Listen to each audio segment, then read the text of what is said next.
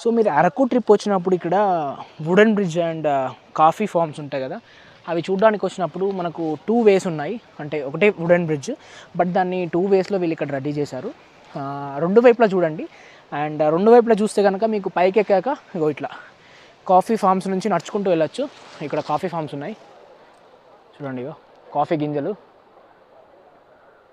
పొరపాటున ఇట్లా కోసేసి నోట్లో పెట్టకండి, ఎందుకంటే చేదు ఉంటాయి, అవి పంట కాలేదు. ఒక కాఫీ పంట అవ్వాలి అంటే మినిమం ఒక 1 year పట్టిద్దంట పంటకి. బట్ ఇగో ఇక్కడ చూడండి, దొంగన కొడుకులు తిరగడానికి వచ్చి మొత్తం పాడి చేసిపోతున్నారు ఎక్కడికక్కడ.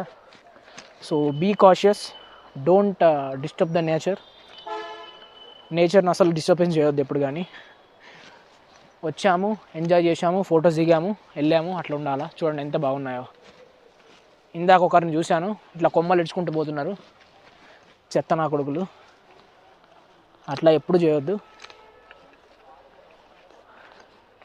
అండ్ చాలా బాగుంటుంది కాఫీ ఫార్మ్స్ అయితే టోటల్గా. చూడండి ఎంత బాగుందో. నాకైతే ఫ్రెష్ ఎయిర్, నేనైతే ఫ్రెష్ ఎయిర్ని ఫీల్ అవుతున్నాను. మంచి సువాసన వస్తుంది ఇక్కడ. అండ్ వింటర్లో కూడా బాగానే ఉంటుంది, but it's depending on the crowd. తక్కువ క్రౌడ్ ఉంటే మీరు ఎంజాయ్ చేయొచ్చు, లేదు అంటే యాజ్ యూజువల్ ఫొటోస్ దిగి స్వస్తి అనడమే.